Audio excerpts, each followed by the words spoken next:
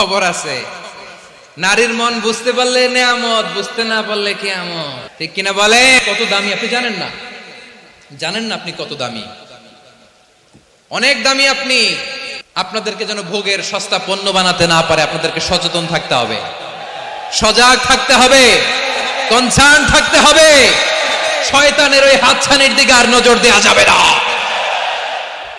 তাহলে কেন আল্লাহ তাআলা এই ফাহশা অশ্লীলতাকে হারাম করলেন? এক নাম্বার, এতে হিউম্যান ডিগনিটি কম। দুই নাম্বার, এতে মানুষের অধিকার নষ্ট হয়। আপনি বিয়ে করেছেন, এরে পরকিয়া করেন, ওর সাথে এরকম আছে না নাই?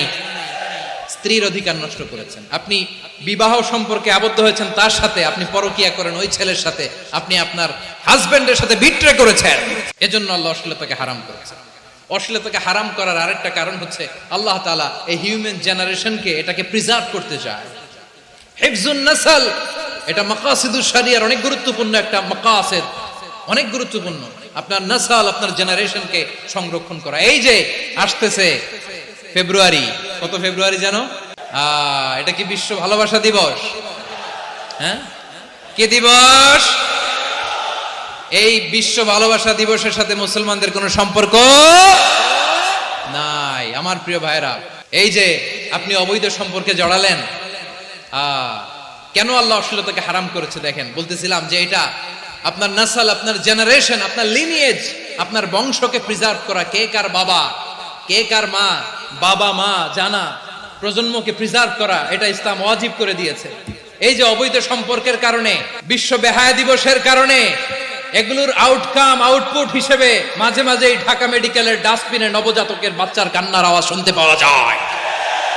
চট্টগ্রাম মেডিকেলের ডাস্টবিনে নবজাতকের কান্না শুনতে পাওয়া যায়।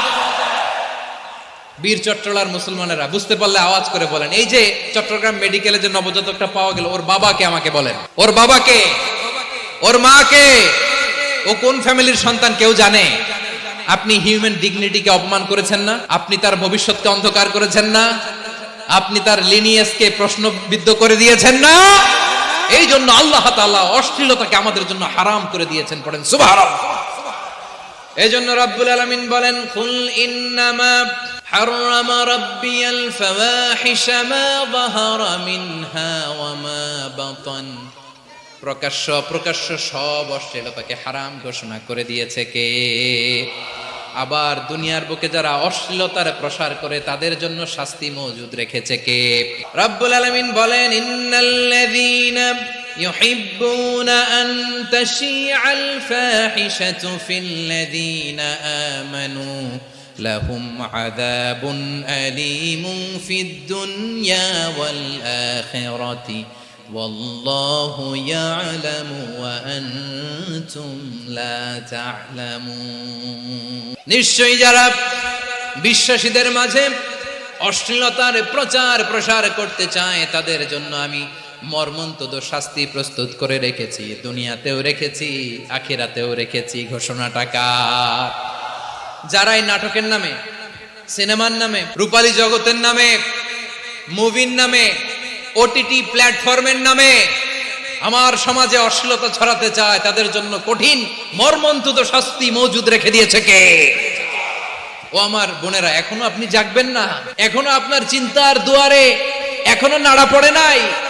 ওরা আপনাকে উলঙ্গ বানাতে চায়, ওরা আপনাকে আইটেম গার্ল বানাতে চায়। এজন্য ইসলাম অশ্লীলতাকে হারাম করেছে।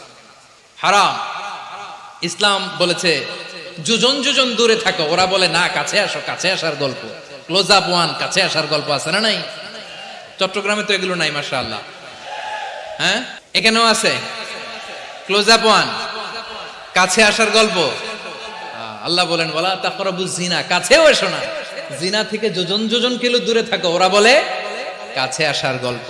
আমার বীর চট্টলার ভাইয়েরা, কাছে আসতে হলে আমরা কোরআনের কাছে আসব, কাছে আসতে হলে নবীর কাছে আসব। কাছে আসার গল্প হবে আমার রবের কাছে আসার গল্প। চিল্লায় বলো ঠিক কিনা? বসুন, বসুন আমার ভাইয়েরা। তাহলে অশ্লীলতার সাথে আমাদের কোনো সম্পর্ক? সবাই বলতে পারেননি? আওয়াজ করে বলুন, অশ্লীলতার সাথে আমাদের কোনো সম্পর্ক? আমরা এই সমস্ত ক্লোজ আপ ওয়ান, কাছে আসার গল্পের প্রোগ্রামে যাব? আমরা কোন ধরনের অশ্লীল কন্টেন্ট সোশ্যাল মিডিয়ায়, টিভিতে দেখব? কি যুগ যে আমরা কাটাচ্ছি আপনি কল্পনা করতে পারবেন না। পর্ন ইন্ডাস্ট্রি, নারী পুরুষের বস্ত্রহীন যুগল দৃশ্য, এটাকে দিয়ে ওরা কোটি ডলারের ইন্ডাস্ট্রি বানিয়েছে। পুরো মানব ইতিহাসে এরকম জঘন্য সময় মানব ইতিহাস পার করে নাই। পর্ন এটা ইন্ডাস্ট্রি হয়ে গেছে। আমাদের এই যুবকগুলো, জেনজিগুলো, ওদের চরিত্র বাঁচাবে কি করে? কেমন করে হেফাজত করবে ওদের এই মূল্যবান চরিত্র? আমার প্রিয় ভাইরা, এই অশ্লীলতার দ্য লেটেস্ট ভার্সন হচ্ছে LGBTQ, শরীফ থেকে শরীফা। শুনছেন আপনারা? দেখতে পুরুষ, আসলেই পুরুষ, সুস্থ একজন পুরুষ, 4 সন্তানের বাবা, বলে আমি মনে মনে নারী। দেখতে নারী, সুস্থ নারী, আসলেই সে দিব্যি একজন নারী, বলে আমি মনে মনে পুরুষ। সবচেয়ে ভয়ঙ্কর অশ্লীলতার সবচাইতে লেটেস্ট ভার্সন হচ্ছে এই ট্রান্সজেন্ডারিজম। সুস্থ পুরুষ তার বায়োলজিক্যাল গ্রোথকে হরমোন দিয়ে স্টপ করে দিয়ে সে সার্জারি করে নারী হতে চায়। সুস্থ নারী পুরুষ হতে চায়। পুরুষ পুরুষের প্রতি সেক্সুয়ালি আকর্ষণ বোধ করে। এটা লূত আলাইহিস সালামের কওমের মধ্যে ছিল। এটাকে আল্লাহ কোরআনে ফাহিশা বলেছেন। ওয়ালুতান ইয ক্বালা লিকওমিহি আতাতুনাল ফাহিশাতা মা সাবাকাকুম বিহা মিন আহাদিম মিনাল আলামিন। লূত আলাইহিস সালাম বললেন, তোমরা কি এমন এক অশ্লীল কার্যক্রমে ডুব দিলে নাকি যেটা গোটা বিশ্বের কেউ কখনো করে নাই, তোমরাই প্রথম করেছো। পড়েন নাউযুবিল্লাহ। এই পশ্চিমের এই রোগ আমার দেশে যেন আসতে না পারে, আমাদের সজাগ থাকতে হবে। প্রিয় ভাইরা, চিল্লায় বলেন ঠিক কি না? পশ্চিমের অবস্থা ভয়ঙ্কর। পাশ্চাত্যে আমি যুক্তরাষ্ট্রে ছিলাম অনেকদিন, কয়েক মাস, বিভিন্ন স্টেটে ঘুরেছি। গার্ডিয়ানরা উদ্বিগ্ন।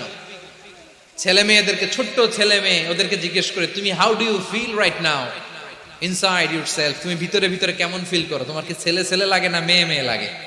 আচ্ছা বলেন, এই ছোট্ট বাচ্চাটা ওকে এগুলো জেন্ডার অ্যাসাইনমেন্ট বলতে এগুলো কিছু বুঝে? এইভাবে মিসগাইড করা হচ্ছে। কৌতূহল বশত ছোট্ট ছেলে যদি বলে আমার তো মেয়ে মেয়ে লাগে, তখন বলে যে না তুমি মেয়ে, ছেলে না। মা বাবা বাধা দিলে ওকে আলাদা গভর্নমেন্ট হাউসে নিয়ে যাবে। ভয়ঙ্করতম অবস্থা। আমরা একটা সময় শুনতাম যে হুজুর আমার ছেলেটা খুব ভালো, হাফেজে কোরআন, আল্লাহওয়ালা। হুজুর আমার ছেলে দাড়ি রাখছে, আল্লাহওয়ালা। হুজুর আমার ছেলে 5 ওয়াক্ত সালাত জামাতের সাথে পড়ে, তার মানে আল্লাহওয়ালা। পশ্চিমে যে আমি কি শুনছি জানেন? ওরা বলে হুজুর